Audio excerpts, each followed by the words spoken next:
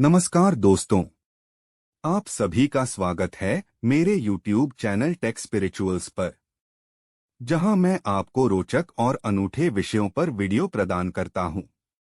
आज के वीडियो में हम बात करेंगे नए साल 2024 के बारे में। जल्द ही नया साल 2024 शुरू होने वाला है और नए साल को लेकर हर किसी की अलग अलग कामनाएं होती हैं। हर कोई चाहता है कि आने वाला साल उसके लिए बेहतर और खुशियों से भरा हो। समय की गति के साथ हम सभी एक नए साल का स्वागत कर रहे हैं। 2024 का आगमन न केवल एक नए वर्ष की शुरुआत है, बल्कि यह हमें एक नए अनुभव की ओर मोड़ने का एक अद्भुत अवसर भी प्रदान करता है। नए साल की रात लोग अपने परिवार और दोस्तों के साथ विशेष तौर से तैयारी करते हैं। घरों को रंग बिरंगे आभूषणों से सजाया जाता है। रात के समय लोग नाच गाने में रुचि रखते हैं और विभिन्न कलाकर्मियों द्वारा आयोजित किए गए कार्यक्रमों का आनंद लेते हैं। नए साल का आगमन समाज में प्रेम और मित्रता का माहौल बनाता है। लोग एक दूसरे के साथ अपने सुख दुख बांटते हैं और एक नए साल के लिए आपसी शुभकामनाएं देते हैं। इस अवसर पर लोग नए साल में अपनी सोच और आदर्शों को साझा करते हैं, जिससे समृद्धि और समर्पण का वातावरण बनता है। नए साल का आगमन एक सार्थक पुनरारंभ का मौका प्रदान करता है। लोग नए लक्ष्यों और संकल्पों के साथ नए साल की शुरुआत करते हैं। यह एक समय है जब लोग अपने आत्मसमर्पण को नए उच्चतम स्तर पर ले जाने का निर्णय लेते हैं और अपने क्षमताओं को विकसित करने का संकल्प करते हैं। नए साल का आगमन धार्मिक रूप से भी महत्वपूर्ण है। धार्मिक सांस्कृतिक समागमों, ध्यान और पूजा के माध्यम से लोग अपने आदर्शों और नैतिक मूल्यों का पालन करते हैं। धार्मिक आयोजनों में भाग लेकर लोग एक नए साल की शुभकामनाएं देते हैं और अपने जीवन को धार्मिक दृष्टिकोण से समृद्ध करने का संकल्प लेते हैं। नए साल का उत्सव एक रंगीन बजट है। लोग एक दूसरे के साथ मिलकर मिठाइयों का स्वाद लेते हैं और शोर शराबे में खो जाते हैं। नए साल की पहली किरणों के साथ ही लोग आपसी प्रेम और समर्पण का जश्न मनाते हैं और एक दूसरे के साथ खुशियों को साझा करते हैं। नए साल के मौके पर लोग एक दूसरे को शुभकामनाएं भेजते हैं और आपसी संबंध मजबूत करते हैं। यह एक अद्वितीय अवसर है जब लोग अपने दिल की बातें एक दूसरे के साथ साझा करते हैं और आपसी समर्थन और प्रेरणा का साथ देते हैं। अपने नए साल को बीते वर्ष की तुलना में बेहतर बनाने के लिए लोग कई तरह के संकल्प भी लेते हैं। साथ ही अपनी आर्थिक स्थिति को बेहतर करने के लिए कई योजनाएं भी बनाते हैं। इस नए साल के अवसर पर हम आपको बताएंगे कि आपको क्या-क्या उपाय करने हैं। ऐसे में यदि आप भी अपने आने वाले साल को बेहतर बनाने की सोच रहे हैं, तो सबसे पहले अपने घर से कुछ चीजों को बाहर निकाल दें। ज्योतिष शास्त्र के अनुसार घर में कुछ पुरानी चीजें रखने से नकारात्मकता आती है और मां लक्ष्मी रूठकर चली जाती हैं। ऐसे में नए साल के आने से पहले अपने घर से इन चीजों को बाहर निकाल दें। आइए जानते हैं उन चीजों के बारे में। 1. पुराने जूते चप्पल। यदि आपके घर में पुराने या टूटे हुए जूते चप्पल पड़े हैं, तो नया साल शुरू होने से पहले घर से बाहर कर दें। ज्योतिष के जानकारों के अनुसार पुराने और टूटे हुए जूते चप्पल घर में कंगाली लाती हैं। 2. बंद घड़ी। घर में बंद घड़ी रखना शुभ नहीं माना जाता है। बंद घड़ी रखने से परिवार के लोगों की किस्मत बंद हो जाती है। ऐसे में यदि आपके घर में कोई खराब, रुकी हुई या बंद घड़ी पड़ी है, तो नया साल शुरू होने से पहले इसे घर से हटा दें। 3. टूटा हुआ फर्नीचर। घर में टूटा हुआ फर्नीचर रखना भी शुभ नहीं माना जाता है। ऐसे में यदि घर में कोई टूटा फर्नीचर जैसे मेज, सोफा या कुर्सी है तो नए साल से पहले इसे घर से बाहर निकाल दें या सही करा लें। 4. देवी देवता की खंडित मूर्तियां। घर में देवी या देवता की खंडित मूर्तियां, फटी तस्वीरें भी नहीं रखनी चाहिए। ऐसी प्रतिमाएं दुर्भाग्य का कारण बनती हैं। नए साल से पहले इन्हें घर के आसपास किसी मंदिर में रखाएं और घर में भगवान की नई मूर्ति स्थापित करें। 5. स्टोर में रखे पुराने सामान। ज्योतिष और वास्तुशास्त्र के अनुसार पुरानी और अनुपयोगी चीजों को स्टोर में जमा कर रखना सही नहीं होता है। इन चीजों की वजह से धन की देवी लक्ष्मी नाराज हो जाती हैं और घर छोड़कर चली जाती हैं। ऐसे में नया साल शुरू होने से पहले अपने स्टोर रूम की सफाई कर लें। कहा जाता है कि अगर साल का पहला दिन अच्छा होता है तो साल भर जीवन रोशन और खुशियों से भरा रहता है। ऐसे में अगर आप भी चाहते हैं कि साल 2024 आपके लिए शुभ हो तो 1 जनवरी के दिन इन उपायों को जरूर आजमाएं। 1. घर ले आएं बेलपत्र का पौधा। बेलपत्र पूजनीय और फलदायी माना जाता है। शिवजी को बेलपत्र अत्यंत प्रिय है। ऐसे में नए साल के दिन बेलपत्र का पेड़ जरूर घर ले आएं। नए साल के दिन इस पेड़ को उत्तर दिशा में लगाएं। इससे आपके घर में साल भर भोलेनाथ की कृपा बरसेगी। साथ ही घर में नकारात्मक शक्तियां भी कभी प्रवेश नहीं करेगी। 2. नए साल के दिन इन चीजों को जरूर खरीदे। नए साल के दिन मोरपंख, धातु का कछुआ, लाफिंग बुद्धा, तुलसी का पौधा, नारियल, धातु का हाथी, दक्षिणावर्ती शंख की खरीदारी भी काफी शुभ माना जाता है। इन चीजों से घर में बरकत होती है। साल भर आपके घर पर मां लक्ष्मी की कृपा बरसेगी। 3. सूर्य देव को दें अर्घ्य। 1 जनवरी 2024 के दिन प्रातः काल जागकर स्नान आदि कर भगवान सूर्य देव को जल अर्पित करें।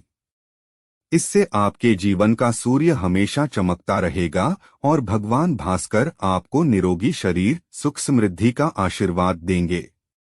4. शिवजी की पूजा करें। नए साल 2024 की शुरुआत सोमवार से हो रही है। ऐसे में इस दिन शिवजी की पूजा करने से कई गुना अधिक फलों की प्राप्ति होगी। दरअसल सोमवार का दिन भोलेनाथ को समर्पित है। तो 1 जनवरी को शिवजी का रुद्राभिषेक करें और शिव मंत्रों का जाप करें। साल भर आपके घर में सौभाग्य बरसता रहेगा। 5. नए साल के दिन करें चांदी के सिक्के के ये उपाय। 1 जनवरी 2024 के दिन चांदी के सिक्के में हल्दी लगाकर उसे लाल कपड़े में बांधकर तिजोरी में रख दें। ऐसा करने से मां लक्ष्मी आपके घर में सौभाग्य और धन की वर्षा करें। आपको पूरे साल दौलत शोहरत का सुख मिलेगा। आज भी नए साल का सेलिब्रेशन वही है, लेकिन आज इस सेलिब्रेशन ने एक पार्टी का रूप ले लिया है और मिलने की बजाय मोबाइल और इंटरनेट के माध्यम से एक दूसरे को बधाई संदेश देते हैं। व्हाट्सएप और मेल के जरिए भी बधाई संदेश भेजे जाते हैं। आज के इस वीडियो में हमने आपको नए साल के बारे में बताया। उम्मीद करते हैं आपको यह जानकारी जरूर पसंद आई होगी। आप सभी का धन्यवाद। अगर आपको यह वीडियो पसंद आया हो तो लाइक करें, शेयर करें और चैनल को सब्सक्राइब करना न भूलें। अपने सुझाव और टिप्स कमेंट्स में साझा करें। फिर मिलेंगे एक नए वीडियो के साथ। धन्यवाद दोस्तों। नमस्कार दोस्तों, आप सभी का स्वागत है मेरे YouTube चैनल टेक स्पिरिचुअल्स पर, जहां मैं आपको रोचक और अनूठे विषयों पर वीडियो प्रदान करता हूं।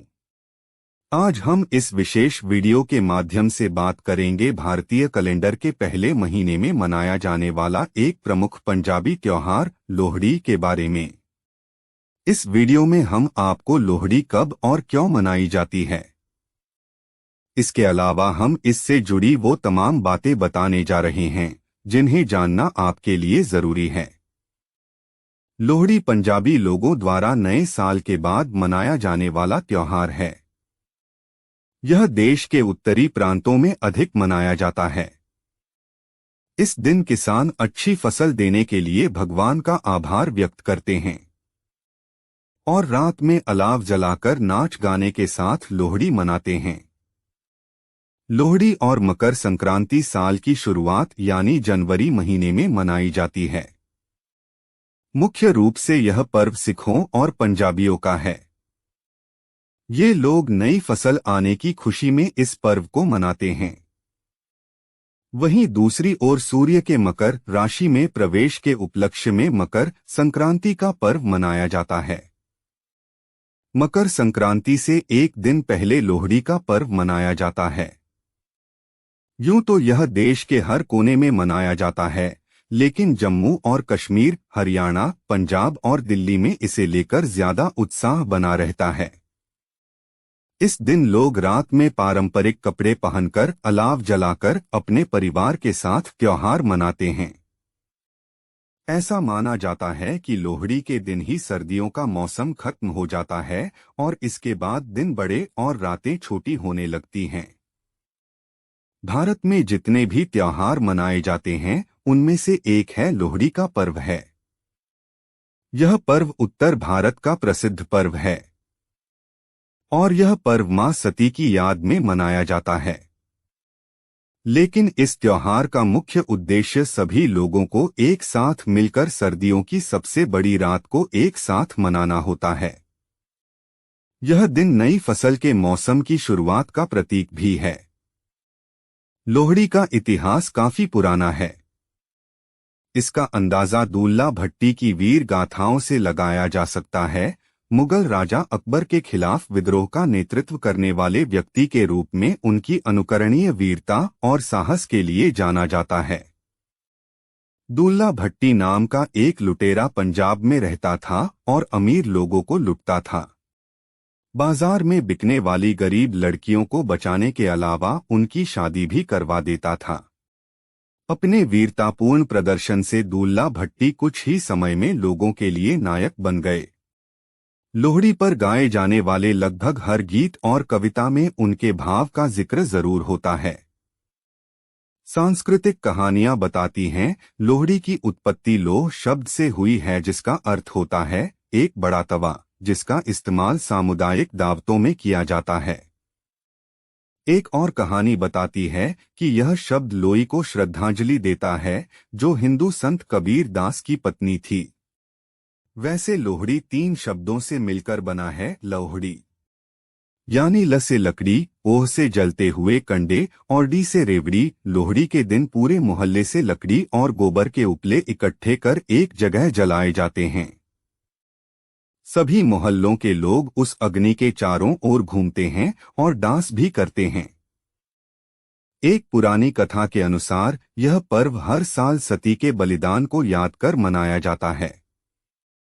एक बार राजा दक्ष ने अपने बेटी सती के पति भगवान शंकर का अपमान किया था और अपने दामाद को यज्ञ में नहीं बैठने देने के कारण उनकी बेटी ने अपने पति भगवान शंकर के अपमान से व्यथित होकर स्वयं को अग्नि में झोंक दिया था। उसी के बाद से लोहड़ी पर्व मनाया जाने लगा। इसी वजह से इस दिन घर की शादीशुदा बेटी को भोजन के लिए आमंत्रित किया जाता है और मान सम्मान के तौर पर गिफ्ट दिए जाते हैं। एक और कहानी के अनुसार कंस ने लोहिता नाम की राक्षसी को गोकुल में श्री कृष्ण को मारने के लिए भेजा था, जिसे खेलते समय श्री कृष्ण ने मार डाला। इस घटना के बाद मकर संक्रांति के एक दिन पहले लोहड़ी का पर्व मनाया जाता है। लूनिसोलर विक्रमी कैलेंडर के सौर भाग के अनुसार या हिंदू सौर कैलेंडर के अनुसार लोहड़ी पौष के महीने में आती है और ग्रेगोरियन कैलेंडर के अनुसार साल 2024 में लोहड़ी 13 जनवरी को है। लोहड़ी पंजाबियों का एक खास त्योहार है, जिसे वे बड़ी धूमधाम से मनाते हैं। नृत्य, गीत और ढोल पंजाबियों की शान हैं और उनके त्योहार इसके बिना अधूरे हैं। लोहड़ी के कई दिन पहले से ही लोहड़ी के गीत गाना शुरू हो जाते हैं। यह गीत वीर शहीदों की याद में गाए जाते हैं। परिवारों में समृद्धि लाने वाली स्वस्थ फसल के लिए देवताओं से प्रार्थना करने के साथ साथ लोग अलाव में मूंगफली, गुड़, रेवड़ी और मखाना भी चढ़ाते हैं। लोहड़ी की त्योहार में आसपास के लोग एक साथ इकट्ठा होते हैं और लकड़ियों को जलाते हैं। इसके अलावा मिठाई के रूप में मूंगफली, गुड़, रेवड़ी आदि खाते हैं और डांस करते हैं। वातावरण पूरी तरह से आनंदमय हो जाता है क्योंकि हर कोई ढोल की थाप पर नाचता है और भांगड़ा और गिद्दा की ऊर्जावान चाल के बिना लोहड़ी का उत्सव अधूरा है। उस अग्नि में तिल, गुड़ और मक्का का भोग लगाया जाता है। आग जलाकर सभी को लोहड़ी बांटी जाती है। इन दिनों किसान बड़े उत्साह के साथ अपनी फसल घर लाते हैं और जश्न मनाते हैं। पंजाब में लोहड़ी को किसानों के नया साल के रूप में मनाया जाता है। आज भी लोहड़ी का सेलिब्रेशन वही है, लेकिन आज इस सेलिब्रेशन ने एक पार्टी का रूप ले लिया है और मिलने की बजाय मोबाइल और इंटरनेट के माध्यम से एक दूसरे को बधाई संदेश देते हैं। व्हाट्सएप और मेल के जरिए भी बधाई संदेश भेजे जाते हैं। आज के इस वीडियो में हमने आपको बताया लोहड़ी कब और क्यों मनाई जाती है के बारे में बताया। उम्मीद करते हैं आपको यह जानकारी जरूर पसंद आई होगी। आप सभी का धन्यवाद। अगर आपको यह वीडियो पसंद आया हो तो लाइक करें, शेयर करें और चैनल को सब्सक्राइब करना न भूलें। अपने सुझाव और टिप्स कमेंट्स में साझा करें। फिर मिलेंगे एक नए वीडियो के साथ। धन्यवाद। नमस्कार दोस्तों, आप सभी का स्वागत है मेरे YouTube चैनल टेक स्पिरिचुअल्स पर, जहां मैं आपको रोचक और अनूठे विषयों पर वीडियो प्रदान करता हूं। आज के वीडियो में हम बात करेंगे श्री बावे वाली माता जी के बारे में। इस वीडियो में हम साथ चलेंगे श्री बावे वाली माता मंदिर की पवित्र यात्रा पर, जो भक्तों के लिए एक अद्वितीय और आध्यात्मिक अनुभव है। पहले हम विस्तृत रूप से मंदिर के इतिहास और महत्व को समझेंगे, जिसमें श्री बावे वाली माता के भक्तों की आत्मा को छूने वाले क्षणों की कहानी होगी। उसके बाद हम यात्रा के दौरान आने वाली रोमांचक दृश्यों को देखेंगे और मंदिर परिसर के विभिन्न स्थानों का वर्णन करेंगे।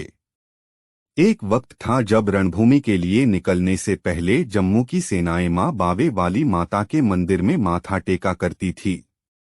आज भी लोग मन्नत पूरी होने पर यहां बकरी की बलि चढ़ाते हैं, पर इस तरह की बकरी भी जीवित रहे और शुक्राना भी हो जाए। सूर्यपुत्री तविशी वर्तमान में तवी नदी के पुल से गुजरते हुए हर जम्मू वासी का सिर और पलकें एक पल के लिए झुक जाती हैं। यह पुल से गुजरने का भय नहीं, बल्कि सामने से नजर आ रही बावे वाली माता के प्रति श्रद्धा है। उन्हें विश्वास है कि बावे वाली माता हर मुश्किल में उनकी रक्षा करेगी। देवी महाकाली संहार की देवी मानी जाती है, लेकिन जब मानव मात्र के द्वारा उनकी आराधना की जाती है तो वे संहारिका से संरक्षिका की भूमिका में आ जाती हैं। ऐसी ही है जम्मू स्थित मां बावे वाली। तविशी नदी के पूर्वी तट पर जम्मू से तकरीबन 2 किलोमीटर की दूरी पर बावे इलाके में स्थित होने के कारण इसे बावे वाली माता कहा जाता है। ठीक वैसे ही जैसे गुड़गांव में गुड़गांव वाली या करौली में करौली वाली। यह मंदिर ऐतिहासिक बाहु किले के भीतर स्थित है। जम्मू राज्य के संस्थापक रहे राजा जम्बूलोचन के बड़े भाई बाहुलोचन के नाम पर इस किले का नाम है। मान्यता है कि जम्मू राज्य को अपनी राजधानी बनाने के बाद जब राजा ने देवी की मूर्ति का मुंह अपने नए महल मुबारक मंडी की ओर करना चाहा, तो वे लगातार असफल रहे। अंत में उन्होंने हाथियों की सहायता से देवी शिला को हिलाना चाहा, परंतु जब भी हाथी उस शिला को खींचते तो वे दर्द से चिंघाड़ने लगते। अंत में यह फैसला हुआ कि शक्ति यहीं स्थापित रहेंगी। तब से आज तक शक्ति रूप में यही है जम्मू वासियों की आराध्या। बाहु किले के भीतर इस मंदिर की स्थापना वर्ष 1822 से बताई जाती है। मंदिर के भीतर स्थापित शिला आदिकालीन है, लेकिन इस मंदिर का निर्माण महाराजा गुलाब सिंह के समय का बताया जाता है। मंदिर उत्तरोत्तर विकास की ओर है। पर्यटकों की सुविधा को देखते हुए अब संपूर्ण ट्रैक पक्का करवा दिया गया है। कई कमरे और नए मंदिर भी मंदिर प्रांगण में बना दिए गए हैं। परंतु विकास की धूल कुछ ऐतिहासिक तथ्यों को ढक भी रही है। प्राचीन समय में वैष्णो देवी यात्रा केवल तीर्थ के तौर पर ही की जाती थी और इसका एक विशेष सर्किल होता था, जिसकी शुरुआत नगरोटा स्थित कौल कंडोली मंदिर से होती थी, जबकि अंत यहां बावे वाली माता मंदिर में। वैष्णो देवी में मिलने वाले प्रसाद को जब बावे वाली माता मंदिर के प्रसाद के साथ मिलाया जाता था तभी उसे पूर्ण समझा जाता था। आज भी लोग बच्चों के मुंडन संस्कार और नव विवाहित जोड़ों को आशीर्वाद दिलवाने बावे वाली माता के चरणों में आते हैं। चाट, पूरी, छोले सहित कई व्यंजनों का स्वाद यहां लिया जा सकता है। माता के दर्शन के बाद ड्योढ़ी से उतरते हुए यदि आप सामने नजर दौड़ाएं तो ढेरों की संख्या में आपको छोटे छोटे खोमचे और रेहड़ी वाले नजर आ जाएंगे, जिनके पास बर्गर, आइसक्रीम से लेकर गोलगप्पे तक का स्वाद मौजूद है। माता के दर्शन के बाद आप यहीं मुगल गार्डन और फिश एक्वेरियम का भी आनंद उठा सकते हैं। माता की ड्योढ़ी से नीचे उतरकर थोड़ी सी दूरी पर बागए बाहु मौजूद है। यहां आप सीढ़ीनुमा बाग, झरने और फव्वारों का भी आनंद ले सकते हैं। आपकी यादों को कैमरे में कैद करने के लिए फोटोग्राफर खुद आपको ढूंढ लेंगे। वहीं बाग के बिल्कुल साथ में उत्तर भारत का एकमात्र अंडरग्राउंड फिश एक्वेरियम है, जहां चॉकलेटी से लेकर सुनहरे तक अलग अलग रंगों की दर्जनों प्रजाति की मछलियां देखी जा सकती हैं। बावे वाली माता मंदिर पहुंचने के लिए आपको शहर के किसी भी कोने से आराम से मिनी बस मिल जाएगी। शहर के किसी भी कोने से मंदिर पहुंचने के लिए एक व्यक्ति को मिनी बस में 10 रुपए से अधिक नहीं खर्चने पड़ेंगे। लेकिन यदि आप मिनी बस की भीड़ में नहीं फंसना चाहते तो ऑटो रिक्शा और टैक्सी के माध्यम से भी यहां पहुंचा जा सकता है। इस वीडियो के माध्यम से हमने सभी को श्री बावे वाली माता मंदिर की महत्वपूर्णता को समझाने और इस पवित्र स्थान की अनूठीता में डूबने का अवसर दिया है। यह यात्रा न केवल हमारे धार्मिक विरासत को बढ़ावा देती है, बल्कि एक सशक्त और आत्मविश्वासी समाज की दिशा में भी हमारे सोचने को परिवर्तित करती है। आप सभी का धन्यवाद। अगर आपको यह वीडियो पसंद आया हो तो लाइक करें, शेयर करें और चैनल को सब्सक्राइब करना न भूलें। अपने सुझाव और टिप्स कमेंट्स में साझा करें। फिर मिलेंगे एक नए वीडियो के साथ। धन्यवाद। नमस्कार दोस्तों, आप सभी का स्वागत है मेरे YouTube चैनल टेक स्पिरिचुअल्स पर, जहां मैं आपको रोचक और अनूठे विषयों पर वीडियो प्रदान करता हूं। आज के वीडियो में हम बात करेंगे श्री बावे वाली माता जी के बारे में। इस वीडियो में हम साथ चलेंगे श्री बावे वाली माता मंदिर की पवित्र यात्रा पर, जो भक्तों के लिए एक अद्वितीय और आध्यात्मिक अनुभव है। पहले हम विस्तृत रूप से मंदिर के इतिहास और महत्व को समझेंगे, जिसमें श्री बावे वाली माता के भक्तों की आत्मा को छूने वाले क्षणों की कहानी होगी।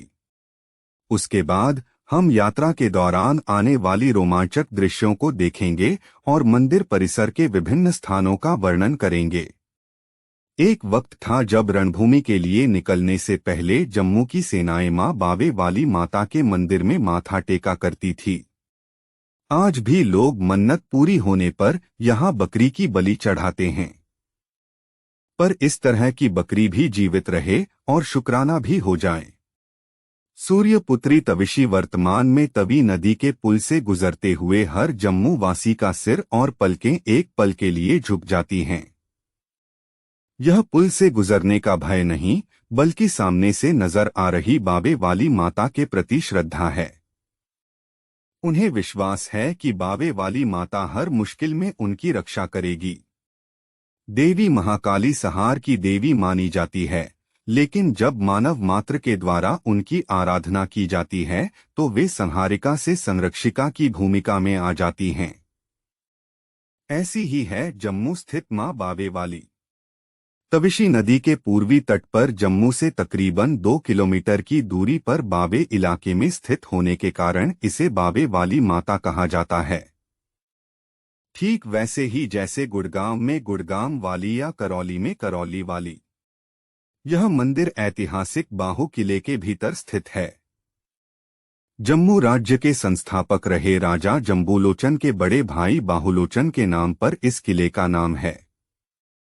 मान्यता है कि जम्मू राज्य को अपनी राजधानी बनाने के बाद जब राजा ने देवी की मूर्ति का मुंह अपने नए महल मुबारक मंडी की ओर करना चाहा, तो वे लगातार असफल रहे। अंत में उन्होंने हाथियों की सहायता से देवी शिला को हिलाना चाहा, परंतु जब भी हाथी उस शिला को खींचते तो वे दर्द से चिंघाड़ने लगते। अंत में यह फैसला हुआ कि शक्ति यहीं स्थापित रहेंगी। तब से आज तक शक्ति रूप में यही है जम्मू वासियों की आराध्या। बाहु किले के भीतर इस मंदिर की स्थापना वर्ष 1822 से बताई जाती है। मंदिर के भीतर स्थापित शिला आदिकालीन है, लेकिन इस मंदिर का निर्माण महाराजा गुलाब सिंह के समय का बताया जाता है। मंदिर उत्तरोत्तर विकास की ओर है। पर्यटकों की सुविधा को देखते हुए अब संपूर्ण ट्रैक पक्का करवा दिया गया है। कई कमरे और नए मंदिर भी मंदिर प्रांगण में बना दिए गए हैं। परंतु विकास की धूल कुछ ऐतिहासिक तथ्यों को ढक भी रही है। प्राचीन समय में वैष्णो देवी यात्रा केवल तीर्थ के तौर पर ही की जाती थी और इसका एक विशेष सर्किल होता था, जिसकी शुरुआत नगरोटा स्थित कौल कंडोली मंदिर से होती थी, जबकि अंत यहां बावे वाली माता मंदिर में। वैष्णो देवी में मिलने वाले प्रसाद को जब बावे वाली माता मंदिर के प्रसाद के साथ मिलाया जाता था तभी उसे पूर्ण समझा जाता था। आज भी लोग बच्चों के मुंडन संस्कार और नव विवाहित जोड़ों को आशीर्वाद दिलवाने बावे वाली माता के चरणों में आते हैं। चाट, पूरी, छोले सहित कई व्यंजनों का स्वाद यहाँ लिया जा सकता है। माता के दर्शन के बाद ड्योढ़ी से उतरते हुए यदि आप सामने नजर दौड़ाएं तो ढेरों की संख्या में आपको छोटे छोटे खोमचे और रेहड़ी वाले नजर आ जाएंगे, जिनके पास बर्गर, आइसक्रीम से लेकर गोलगप्पे तक का स्वाद मौजूद है। माता के दर्शन के बाद आप यहीं मुगल गार्डन और फिश एक्वेरियम का भी आनंद उठा सकते हैं। माता की ड्योढ़ी से नीचे उतरकर थोड़ी सी दूरी पर बागे बाहु मौजूद है। यहां आप सीढ़ीनुमा बाग, झरने और फव्वारों का भी आनंद ले सकते हैं। आपकी यादों को कैमरे में कैद करने के लिए फोटोग्राफर खुद आपको ढूंढ लेंगे। वहीं बाग के बिल्कुल साथ में उत्तर भारत का एकमात्र अंडरग्राउंड फिश एक्वेरियम है, जहां चॉकलेटी से लेकर सुनहरे तक अलग अलग रंगों की दर्जनों प्रजाति की मछलियां देखी जा सकती हैं। बावे वाली माता मंदिर पहुंचने के लिए आपको शहर के किसी भी कोने से आराम से मिनी बस मिल जाएगी।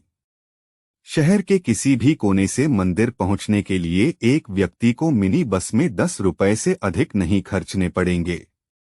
लेकिन यदि आप मिनी बस की भीड़ में नहीं फंसना चाहते तो ऑटो रिक्शा और टैक्सी के माध्यम से भी यहां पहुंचा जा सकता है। इस वीडियो के माध्यम से हमने सभी को श्री बावे वाली माता मंदिर की महत्वपूर्णता को समझाने और इस पवित्र स्थान की अनूठीता में डूबने का अवसर दिया है।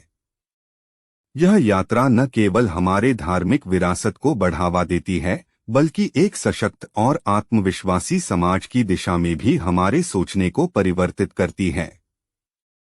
आप सभी का धन्यवाद।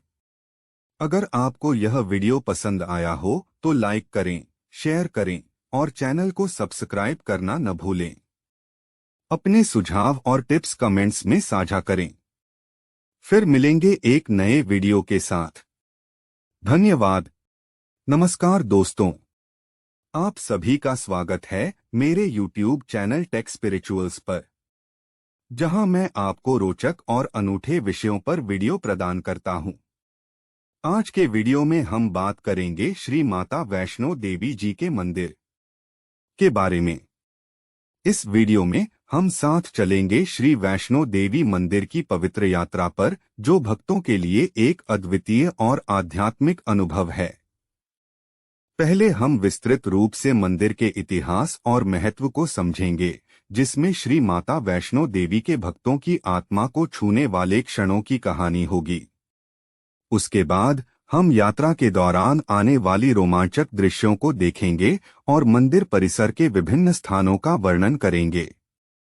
वैष्णो देवी मंदिर को श्री माता वैष्णो देवी मंदिर भी कहा जाता है और वैष्णो देवी भवन देवी वैष्णो को समर्पित एक प्रमुख और व्यापक रूप से सम्मानित हिंदू मंदिर है। यह भारत में जम्मू और कश्मीर के केंद्र शासित प्रदेश के भीतर त्रिकुटा पहाड़ियों की ढलान पर कटरा, रियासी में स्थित है। मंदिर को दुर्गा को समर्पित 108 महाशक्ति पीठों में से एक के रूप में मान्यता प्राप्त है, जिन्हें वैष्णो देवी के रूप में पूजा जाता है। दुर्गा के प्रमुख पहलू होने के कारण हिंदू वैष्णो देवी को काली, सरस्वती और लक्ष्मी का अवतार मानते हैं। मंदिर Shri Mata Vaishno Devi shrine board (SMVDSB) द्वारा शासित है, जिसकी अध्यक्षता अगस्त 1986 में जम्मू और कश्मीर सरकार ने की थी। यह भारत के सबसे अधिक देखे जाने वाले तीर्थस्थलों में से एक है। हर साल लाखों श्रद्धालु मंदिर में दर्शन के लिए आते हैं। नवरात्रि जैसे त्योहारों के दौरान फुटफॉल बढ़कर 1 करोड़ तक पहुंच जाता है। यह कुछ लेखकों के अनुसार लगभग $16 बिलियन की वार्षिक आय के साथ भारत के सबसे अमीर मंदिरों में से एक है। मंदिर हिंदुओं और सिखों दोनों के लिए पवित्र है। स्वामी विवेकानंद जैसे कई प्रमुख संतों ने मंदिर का दौरा किया है। मंदिर Shri Mata Vaishno Devi shrine board (SMVDSB) द्वारा शासित है। बोर्ड की स्थापना जम्मू और कश्मीर राज्य सरकार अधिनियम संख्या 16/1988 के तहत की गई थी, जिसे श्री माता वैष्णो देवी श्राइन अधिनियम के रूप में भी जाना जाता है। बोर्ड की अध्यक्षता जम्मू और कश्मीर के उपराज्यपाल करते हैं, जो मंदिर के संचालन के लिए 9 बोर्ड सदस्यों की नियुक्ति भी करते हैं। मंदिर 1584 मीटर की ऊंचाई पर स्थित है, जो त्रिकुटा पहाड़ी पर कटरा से 12 किमी है। जम्मू शहर से यह लगभग 61 किलोमीटर है। पवित्र गुफा के एक भूवैज्ञानिक अध्ययन ने इसकी आयु लगभग 1 लाख वर्ष होने का संकेत दिया है। ऋग्वेद में त्रिकुटा पहाड़ी का भी उल्लेख है, जिस स्थान पर मंदिर स्थित है। महाभारत, जो पांडवों और कुरुक्षेत्र युद्ध का लेखा-जोखा देता है, में देवी वैष्णो जी की पूजा का उल्लेख है। कहा जाता है कि कुरुक्षेत्र युद्ध से पहले अर्जुन ने आशीर्वाद के लिए भगवान कृष्ण की सलाह से देवी की पूजा की थी। उनकी भक्ति से प्रसन्न होकर देवी मां वैष्णो देवी के रूप में उनके सामने प्रकट हुई। जब देवी प्रकट हुई तो अर्जुन ने एक स्तोत्र के साथ उनकी स्तुति शुरू की, जिसमें एक श्लोक जम्बुकाटक चित्तैषु नित्यं सन्निहितालये कहकर जाता है, जिसका अर्थ है, आप जो हमेशा जम्बू पर्वत की ढलान पर मंदिर में रहते हैं, देवी की ओर इशारा करते हुए। वर्तमान जम्मू माता वैष्णो देवी तीर्थ एक प्राचीन स्थान है, जिसकी प्राचीनता महाभारत से पहले की है। माना जाता है कि भगवान कृष्ण ने अर्जुन को जम्बू की पहाड़ियों में जाने और वैष्णो का आशीर्वाद लेने की सलाह दी थी। युद्ध के मैदान में हथियार उठाने से पहले देवी जम्बू की पहचान आज के जम्मू से है। अर्जुन वैष्णो देवी की पूजा करते हुए उन्हें सर्वोच्च योगी कहते हैं, जो जीर्णता और क्षय से मुक्त हैं, जो वेदों की माता हैं और वेदांत के विज्ञान हैं, और जो विजय के दाता हैं और स्वयं विजय का अवतार हैं। आमतौर पर यह भी माना जाता है कि पांडवों ने सबसे पहले कोल कंडोली और भवन में मंदिरों का निर्माण देवी मां के प्रति श्रद्धा और कृतज्ञता में किया था। एक पहाड़ पर त्रिकुटा पर्वत के ठीक बगल में और पवित्र गुफा के सामने 5 पत्थर की संरचनाएं हैं, जिन्हें 5 पांडवों की चट्टान का प्रतीक माना जाता है। ऐसा कहा जाता है कि एक प्रसिद्ध हिंदू तांत्रिक भैरवनाथ ने युवा वैष्णो देवी को एक कृषि मेले में देखा और उसके प्यार में पागल हो गए। वैष्णो देवी अपने कामुक अग्रिमों से बचने के लिए त्रिकुटा पहाड़ियों में भाग गईं। बाद में उन्होंने दुर्गा का रूप धारण किया और एक गुफा में अपनी तलवार से उनका सिर काट दिया। हिंदू पौराणिक कथाओं का मानना है कि वैष्णो देवी जी का मूल निवास अर्धकुंवारी था, जो कटरा शहर और गुफा के बीच लगभग आधे रास्ते में था। मंदिर में वैष्णो देवी की 3 मूर्तियों महाकाली, महालक्ष्मी और महासरस्वती की पूजा की जाती है। मूर्तियों के चरण बारहमासी बहने वाली बाणगंगा से लाए गए पानी से धोए जाते हैं।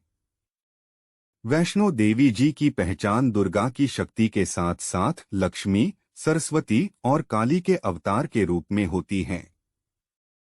वैष्णो देवी जी के पास सर्वोच्च देवत्व आदि शक्ति या केवल दुर्गा के समान सभी शक्तियां हैं। अधिकांश तीर्थयात्री वैष्णो देवी जी को दुर्गा के रूप में पहचानते हैं, जिन्हें शेरांवाली, शेरस्वार भी कहा जाता है। वैष्णो देवी मंदिर में आयोजित होने वाले सबसे प्रमुख त्योहार नवरात्रि हैं, जो 9 रातों का त्योहार है, जिसमें दुष्ट राक्षसों पर देवी की जीत का जश्न मनाया जाता है, और दिवाली रोशनी का त्योहार है, जो अंधेरे पर प्रकाश की जीत, बुराई पर अच्छाई और अज्ञानता पर ज्ञान की जीत का प्रतीक है। नवरात्रि त्योहार अश्विन के महीने के दौरान मनाया जाने वाला त्योहार है, जो आमतौर पर सितंबर और अक्टूबर के महीनों में पड़ता है। यह उत्सव 9 रातों 10 दिन तक चलता है। वैष्णो देवी दरबार में समारोह के दौरान देश भर के कलाकार प्रस्तुति देते हैं।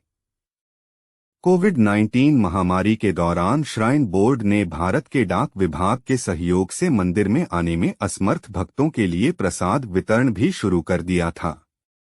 वैष्णो देवी मंदिर को जम्मू और कश्मीर श्री माता वैष्णो देवी तीर्थ अधिनियम संख्या 16/1988 और भारत के संविधान के अनुच्छेद 26 का हिस्सा भी शामिल किया गया था।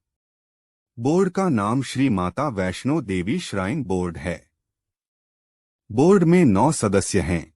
सभी को जम्मू और कश्मीर सरकार द्वारा नामित किया जाता है, विशेष रूप से जम्मू और कश्मीर के राज्यपाल द्वारा। जम्मू कश्मीर के राज्यपाल बोर्ड के पदेन अध्यक्ष होते हैं। 1991 में श्री माता वैष्णो देवी श्राइन बोर्ड प्रबंधन ने प्रसिद्ध शिव मंदिर शिव खोरी का भी नियंत्रण अपने हाथ में ले लिया।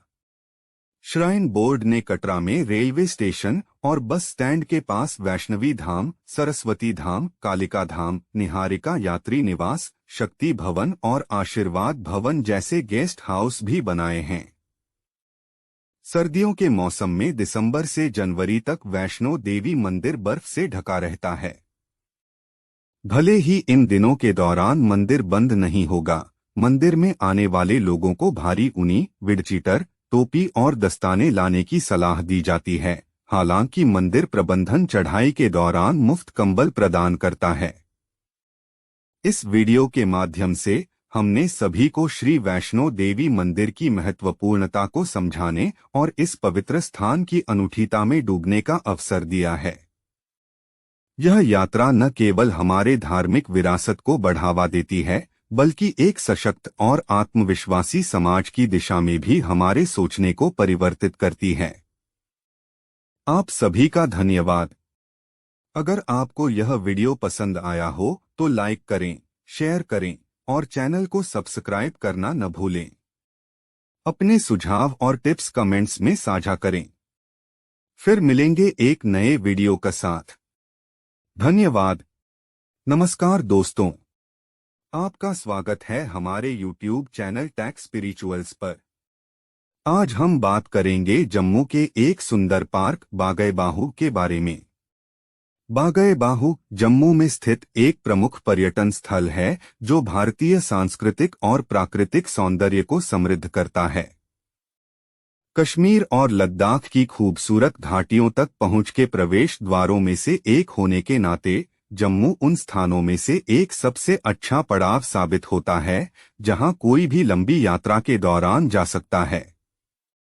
यह शहर हर साल वैष्णो देवी के रास्ते में आने वाले तीर्थयात्रियों या ऐसे लोगों के रूप में पर्यटकों की एक बड़ी आमद का गवाह बनता है, जो इसकी समृद्ध वास्तुकला, भव्यता और प्राकृतिक सुंदरता का अनुभव करने के लिए जम्मू आते हैं।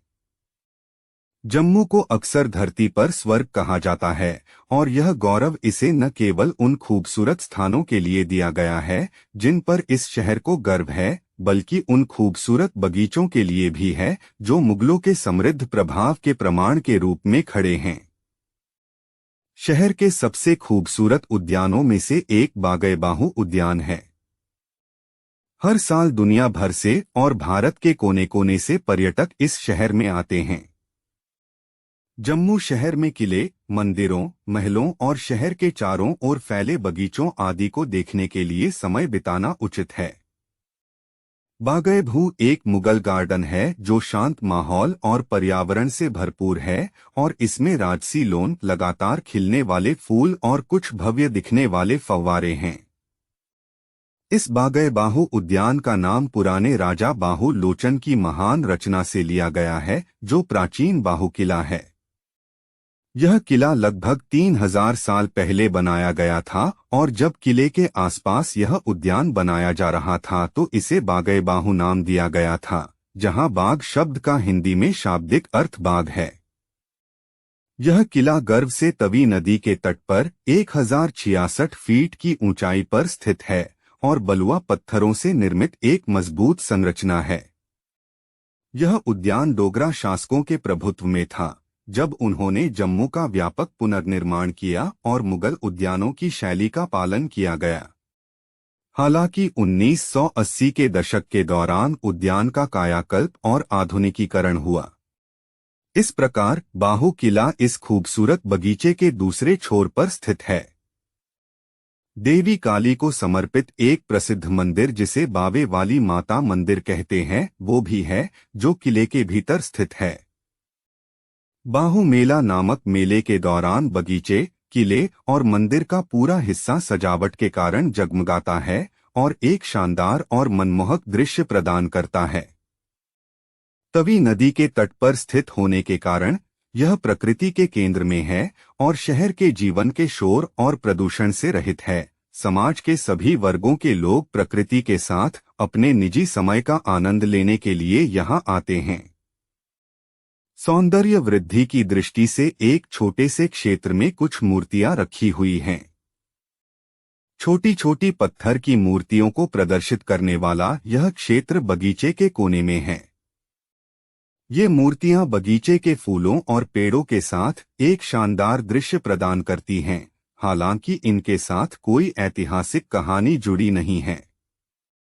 बागए-बाहु भारत के सबसे बड़े भूमिगत एक्वेरियम के आवास के लिए भी प्रसिद्ध है, जो एक बड़ी मछली जैसी संरचना के आकार का है और झील से बगीचे के एक तरफ दिखाई देता है।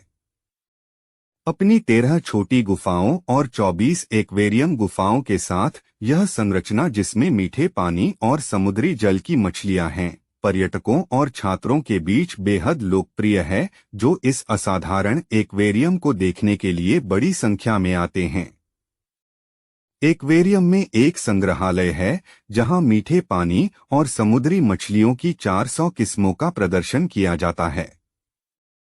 इस वीडियो के माध्यम से हमने देखा कि बाग-ए-बाहु पार्क का यह सौंदर्य हमें कैसे प्रभावित कर सकता है। यह एक ऐसा स्थान है जो हमें शांति, सांस्कृतिक धरोहर और प्राकृतिक सौंदर्य के साथ जोड़ता है।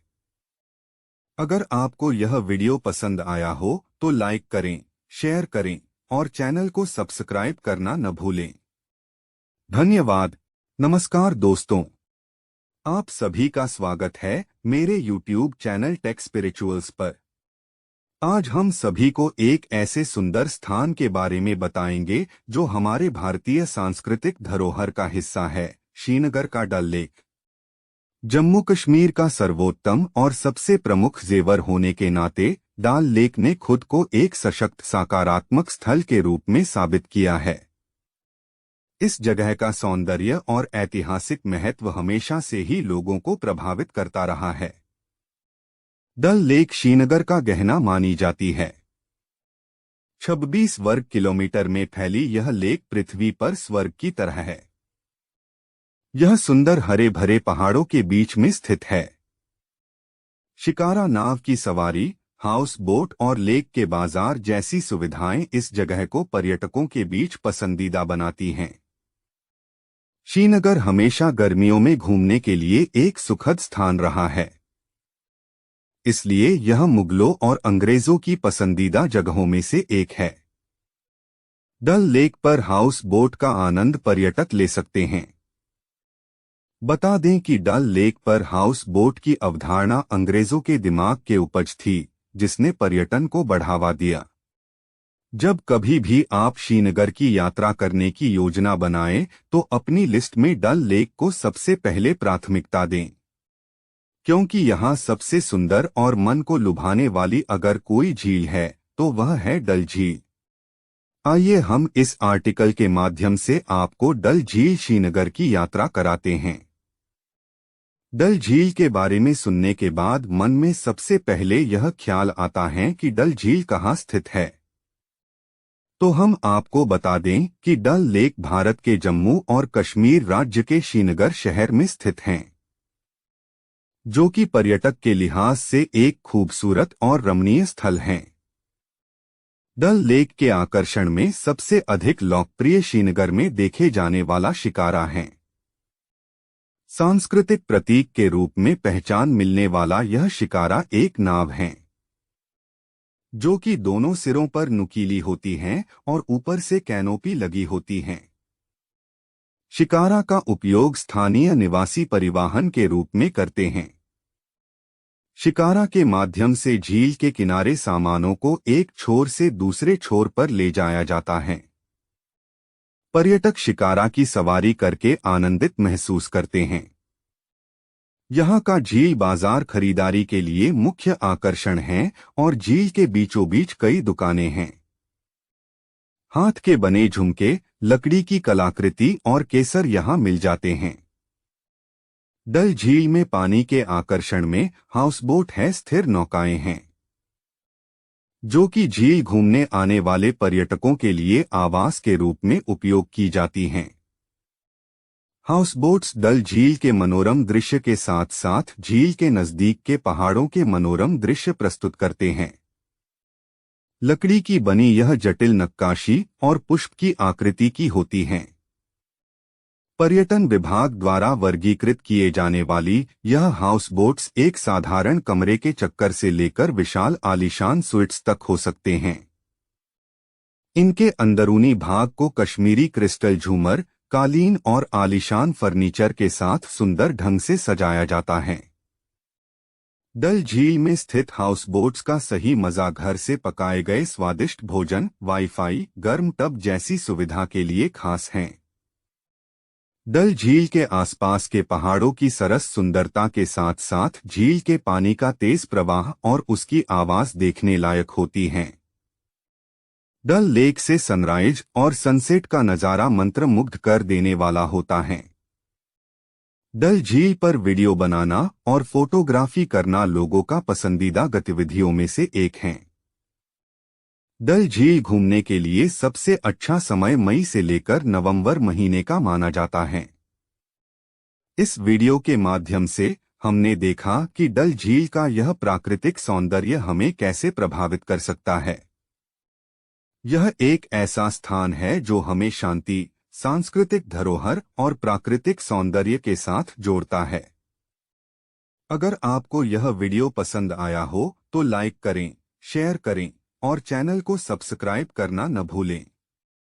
धन्यवाद। नमस्कार दोस्तों, आपका स्वागत है हमारे YouTube चैनल टेक स्पिरिचुअल्स पर। आज हम बात करेंगे कश्मीर के सुंदर गुलमर्ग के बारे में और हम देखेंगे कि 2023 में इस जगह को आपको क्या नया देखने को मिल सकता है। गुलमर्ग कश्मीर का एक राजा है जो समृद्धि से भरपूर है और प्राकृतिक सौंदर्य से भी युक्त है। गुलमर्ग की प्रमुख विशेषता यहाँ का मौसम है, जिसे हम यहाँ कश्मीर का राजा कह सकते हैं।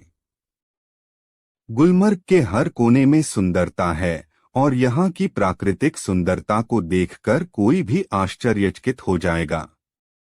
गुलमर्ग को विश्वभर से आने वाले पर्यटकों का आकर्षण है और यहाँ की सुंदर वादियों, हिल स्टेशंस और बर्फीले पहाड़ों का नज़ारा हर किसी को मोहित करता है। गुलमर्ग में आने वाले पर्यटकों के लिए एक शानदार मौका है अपने आत्मा को शांति और सुकून महसूस करने का। यहाँ का हवाएं ठंडी और मिलनसार होती हैं, जिससे यहाँ का मौसम पूरे साल बहुत ही सुहावना रहता है। गुलमर्ग की सुंदर वादियाँ और घने वन्यजंतु यहाँ की प्राकृतिक समृद्धि का प्रतीक हैं। यहाँ की बाग बगीचों में खिले फूलों का संग्रह हर किसी का ध्यान आकर्षित करता है। गुलमर्ग के इस हरित और खूबसूरत माहौल में घूमने का अपना आनंद ही कुछ और है। गुलमर्ग में सबसे मशहूर चीजों में से एक है उसका बर्फबारी का मौसम। गुलमर्ग के बर्फबारी सीजन में यहाँ का दृश्य बिल्कुल रोमांटिक है और यहाँ आने वाले पर्यटक इसे बहुत ही खासी तरह से महसूस कर सकते हैं। बर्फबारी के दौरान गुलमर्ग एक बर्फीले सपने की तरह दिखता है जो हर किसी को बहुत पसंद आता है। गुलमर्ग में पहुंचना बहुत ही आसान है और इसे एक सप्ताह के लिए यात्रा का मौका बना सकते हैं। यहाँ के स्थानीय बाजारों में घूमते हुए आप यहाँ की स्थानीय शिल्पकला और सांस्कृतिक धारा से मिलते हैं, जो यात्रा को और भी रोमांटिक बना देता है। गुलमर्ग का मैदान तट यहाँ के प्राकृतिक सौंदर्य को और भी बढ़ाता है। मैदान के किनारे पर बने रेस्टोरेंट्स में बैठकर आप गुलमर्ग की सुंदर धूप और ठंडी हवा की लहरों का आनंद ले सकते हैं। गुलमर्ग आपके दिल को छू जाएगा और आपक यहाँ पे घूमकर वापस जाने का दिल नहीं करेगा। गुलमर्ग की सुंदरता, इसका मौसम और यहाँ के स्थानीय लोगों की मेहमान नवाजी हर किसी को यहाँ बार बार लौटने को मजबूर करती है। धन्यवाद दोस्तों कि आपने हमारे साथ गुलमर्ग के बारे में जानकारी हासिल की। आपको यह वीडियो कैसा लगा, यह हमें कमेंट्स में बताएं। लाइक, शेयर और अगर आपने अभी तक हमारे चैनल को सब्सक्राइब नहीं किया है तो कृपया करके सब्सक्राइब करें ताकि आप हमारे नए वीडियो से अपडेट रह सकें। फिर मिलेंगे एक नए वीडियो के साथ। धन्यवाद। नमस्ते दोस्तों, आप सभी का स्वागत है मेरे YouTube चैनल टेक स्पिरिचुअल्स पर। आज हम एक खास जगह की ओर बढ़ रहे हैं जो है हमारे हृदय को छू जाएगी, श्रीनगर, कश्मीर का टुलिप गार्डन। इस अद्वितीय गार्डन में प्रदर्शनीय रंगों का खजाना है जो हमें आपको दिखाने के लिए तैयार है। टुलिप गार्डन को सिर्फ एक बगीचा नहीं बल्कि एक रंगीन जगह कहा जा सकता है जो प्राकृतिक सौंदर्य का प्रतीक है। यहाँ के हर रोज बदलते हुए मौसम ने इसे और भी खास बना दिया है। टुलिप गार्डन की सुंदरता को वर्णित करने के लिए शब्दों में कमी है और हर कोने से आने वाले टूरिस्ट्स को एक अद्वितीय महसूस होता है।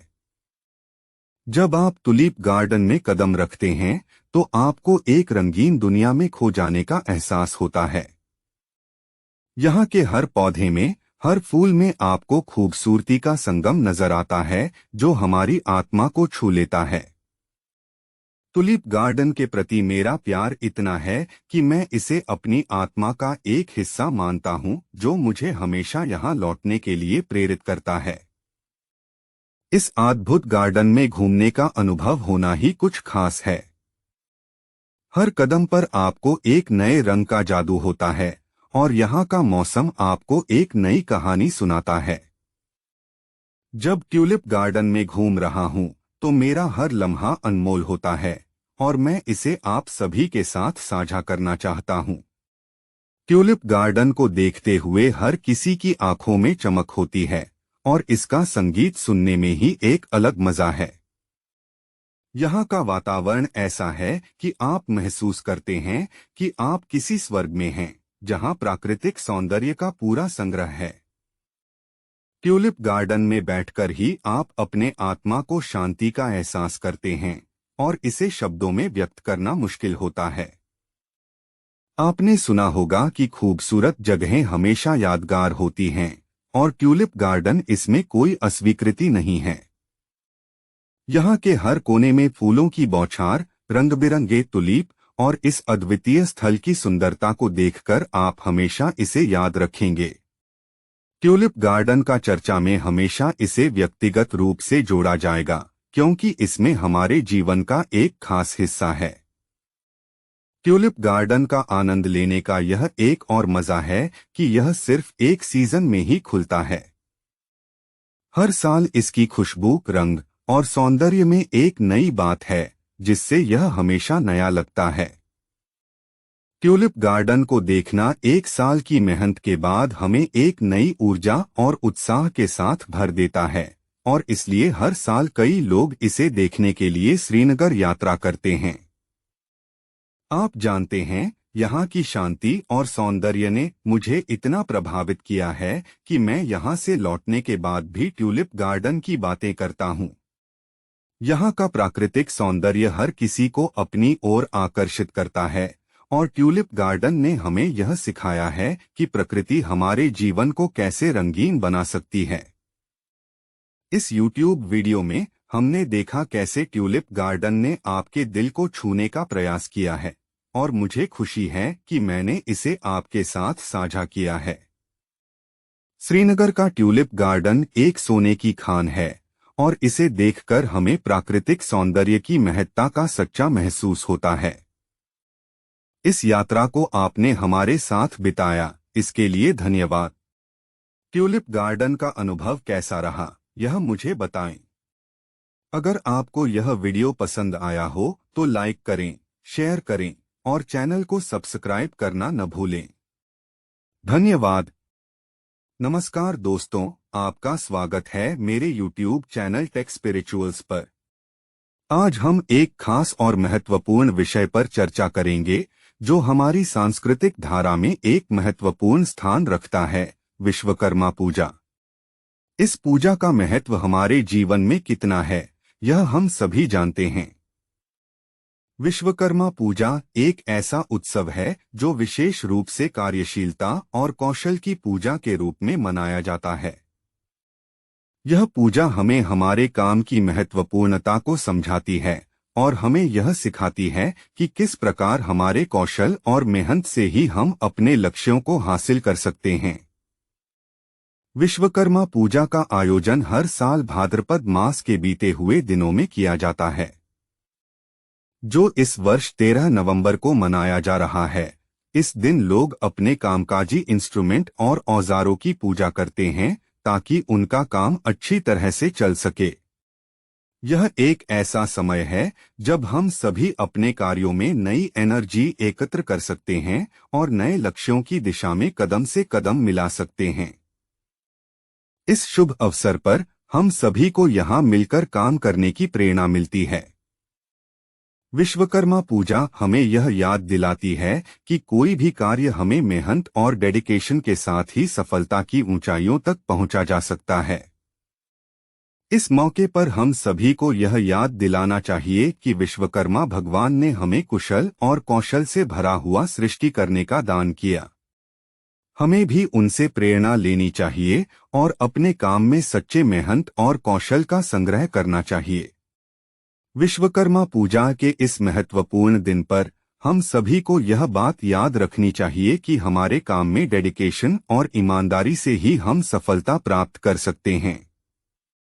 यह पूजा हमें एक जिम्मेदार और सहयोगी नागरिक बनने की प्रेरणा देती है और हमें यह बताती है कि किसी भी फील्ड में सफलता प्राप्त करने के लिए हमें अपने काम में पूर्ण समर्पण की आवश्यकता है। इस समय हम विशेष रूप से यह बात समझते हैं कि विश्वकर्मा पूजा हमें एक यूनिकनेस प्रदान करती है, जिससे हम अपने काम में सकारात्मक परिणाम प्राप्त कर सकते हैं। इस पूजा के दिन हमें यह सीखने का मौका मिलता है कि हमारे कौशल और मेहनत से ही हम अपने लक्ष्यों को हासिल कर सकते हैं। इस मौके पर हम सभी एक दूसरे के साथ एक साझेदारी का अनुभव करते हैं और एक दूसरे को आगे बढ़ने के लिए प्रेरित करते हैं। विश्वकर्मा पूजा हमें यह भी याद दिलाती है कि हमें अपने काम में सहायता के लिए अन्यों की सहायता करनी चाहिए और साथ मिलकर हमें एक दूसरे के साथ मेलजोल रहना चाहिए। समाप्त होते हुए इस विश्वकर्मा पूजा के अद्वितीय मौके पर हम सभी को विश्वकर्मा भगवान आशीर्वाद देते हैं कि हम सभी को सकारात्मकता, कौशल और समर्पण के साथ अपने लक्ष्यों की प्राप्ति हो। इस मौके पर हमें यह याद रखना चाहिए कि हमारे काम में मेहनत और समर्पण से ही हम सच्ची सफलता को छू सकते हैं। अगर आपको यह वीडियो पसंद आया हो तो लाइक करें, शेयर करें और चैनल को सब्सक्राइब करना न भूलें। धन्यवाद और शुभ विश्वकर्मा पूजा। नमस्कार दोस्तों, आप सभी का स्वागत है मेरे YouTube चैनल टेक स्पिरिचुअल्स पर, जहां मैं आपको रोचक और अनूठे विषयों पर वीडियो प्रदान करता हूं। आज के वीडियो में हम बात करेंगे महाशिवरात्रि के पर्व के बारे में। महाशिवरात्रि हिंदुओं का एक बड़ा धार्मिक त्योहार है, जिसे हिंदू धर्म के प्रमुख देवता महादेव अर्थात शिवजी के प्रकटोत्सव के रूप में मनाया जाता है। महाशिवरात्रि का पर्व फाल्गुन मास में कृष्ण पक्ष की चतुर्दशी को मनाया जाता है। इस दिन शिव भक्त एवं शिव में श्रद्धा रखने वाले लोग व्रत उपवास रखते हैं और विशेष रूप से भगवान शिव की आराधना करते हैं। शिव पुराण के अनुसार भगवान शिव सभी जीव जंतुओं के स्वामी एवं अधिनायक हैं। ये सभी जीव जंतु, कीट पतंग भगवान शिव की इच्छा से ही सब प्रकार के कार्य तथा व्यवहार किया करते हैं। शिव पुराण के अनुसार भगवान शिव वर्ष में 6 मास कैलाश पर्वत पर रहकर तपस्या में लीन रहते हैं। उनके साथ ही सभी कीड़े मकोड़े भी अपने बिलों में बंद हो जाते हैं। उसके बाद 6 मास तक कैलाश पर्वत से उतरकर धरती पर श्मशान घाट में निवास किया करते हैं। इनके धरती पर अवतरण प्राय फाल्गुन मास के कृष्ण पक्ष की त्रयोदशी तिथि को हुआ करता है। अवतरण का यह महान दिन शिव भक्तों में महाशिवरात्रि के नाम से जाना जाता है।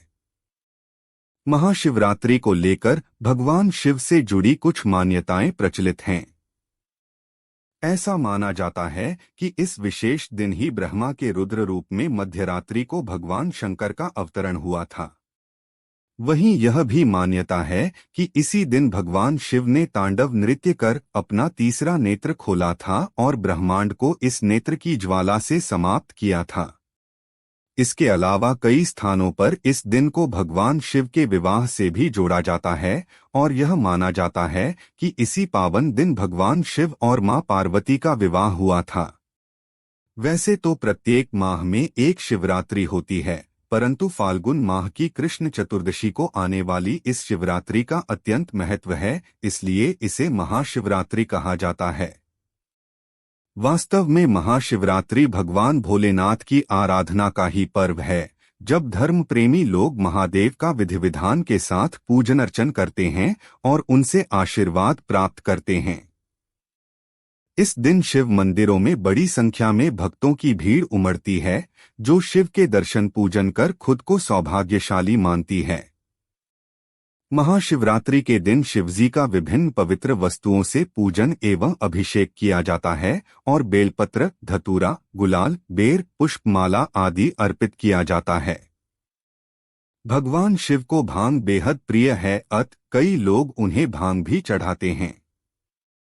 दिन भर उपवास रखकर पूजन करने के बाद शाम के समय फलाहार किया जाता है। महाशिवरात्रि के दिन जो व्यक्ति दयाभाव दिखाते हुए शिवजी की पूजा करते हैं, उन्हें मोक्ष प्राप्त होता है। वैसे भी भोलेनाथ शिवजी को जल्द ही प्रसन्न होने वाले देवता के रूप में भी माना जाता है, जिनका पूजन पूरे भारत देश में हर्षोल्लास के साथ मनाया जाता है। आप सभी का धन्यवाद। अगर आपको यह वीडियो पसंद आया हो तो लाइक करें, शेयर करें और चैनल को सब्सक्राइब करना न भूलें।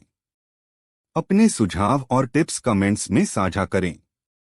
फिर मिलेंगे एक नए वीडियो के साथ। तब तक मुझे यानी हेमराज लखोत्रा को इजाजत दीजिए। धन्यवाद। नमस्कार दोस्तों, आप सभी का स्वागत है मेरे YouTube चैनल टेक स्पिरिचुअल्स पर, जहां मैं आपको रोचक और अनूठे विषयों पर वीडियो प्रदान करता हूं। आज के वीडियो में हम बात करेंगे नए साल 2024 के बारे में। जल्द ही नया साल 2024 शुरू होने वाला है और नए साल को लेकर हर किसी की अलग अलग कामनाएं होती हैं। हर कोई चाहता है कि आने वाला साल उसके लिए बेहतर और खुशियों से भरा हो। समय की गति के साथ हम सभी एक नए साल का स्वागत कर रहे हैं। 2024 का आगमन न केवल एक नए वर्ष की शुरुआत है, बल्कि यह हमें एक नए अनुभव की ओर मोड़ने का एक अद्भुत अवसर भी प्रदान करता है। नए साल की रात लोग अपने परिवार और दोस्तों के साथ विशेष तौर से तैयारी करते हैं। घरों को रंग बिरंगे आभूषणों से सजाया जाता है।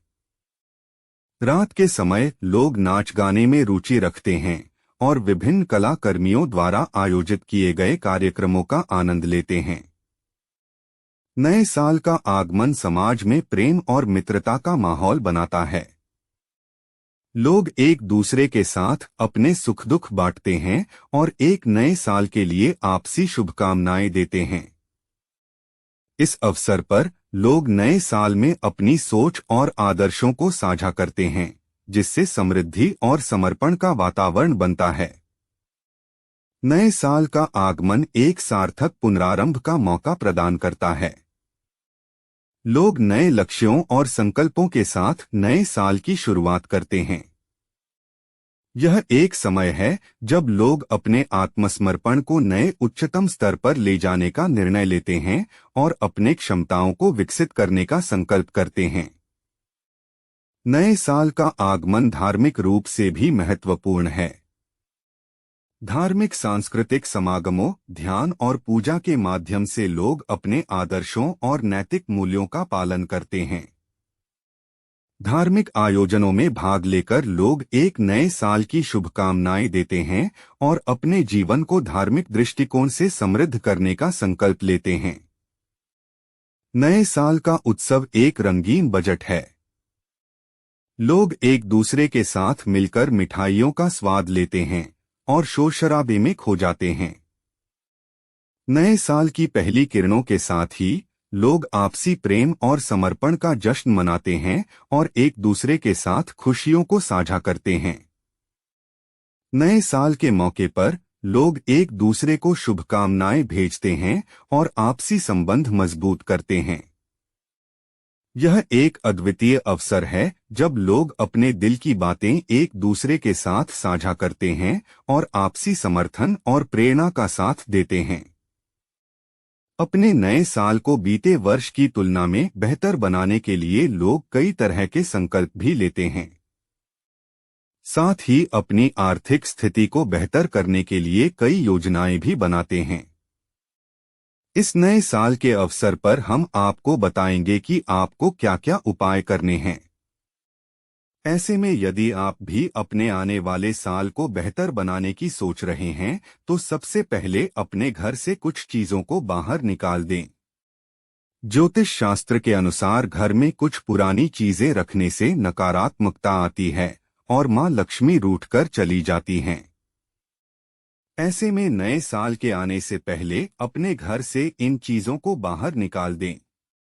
आइए जानते हैं उन चीजों के बारे में। 1. पुराने जूते चप्पल। यदि आपके घर में पुराने या टूटे हुए जूते चप्पल पड़े हैं, तो नया साल शुरू होने से पहले घर से बाहर कर दें। ज्योतिष के जानकारों के अनुसार पुराने और टूटे हुए जूते चप्पल घर में कंगाली लाती हैं। 2. बंद घड़ी। घर में बंद घड़ी रखना शुभ नहीं माना जाता है। बंद घड़ी रखने से परिवार के लोगों की किस्मत बंद हो जाती है। ऐसे में यदि आपके घर में कोई खराब, रुकी हुई या बंद घड़ी पड़ी है, तो नया साल शुरू होने से पहले इसे घर से हटा दें। 3. टूटा हुआ फर्नीचर। घर में टूटा हुआ फर्नीचर रखना भी शुभ नहीं माना जाता है। ऐसे में यदि घर में कोई टूटा फर्नीचर जैसे मेज, सोफा या कुर्सी है तो नए साल से पहले इसे घर से बाहर निकाल दें या सही करा लें। 4. देवी देवता की खंडित मूर्तियां। घर में देवी या देवता की खंडित मूर्तियां, फटी तस्वीरें भी नहीं रखनी चाहिए। ऐसी प्रतिमाएं दुर्भाग्य का कारण बनती हैं। नए साल से पहले इन्हें घर के आसपास किसी मंदिर में रखाएं और घर में भगवान की नई मूर्ति स्थापित करें। 5. स्टोर में रखे पुराने सामान। ज्योतिष और वास्तुशास्त्र के अनुसार पुरानी और अनुपयोगी चीजों को स्टोर में जमा कर रखना सही नहीं होता है।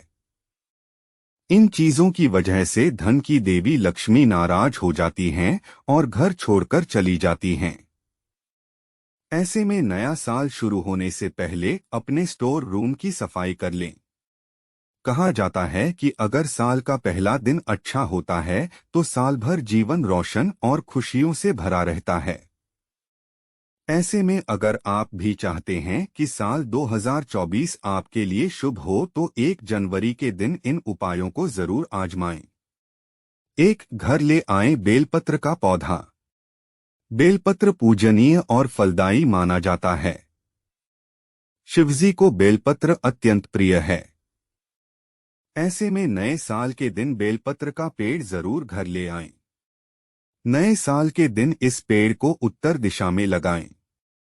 इससे आपके घर में साल भर भोलेनाथ की कृपा बरसेगी।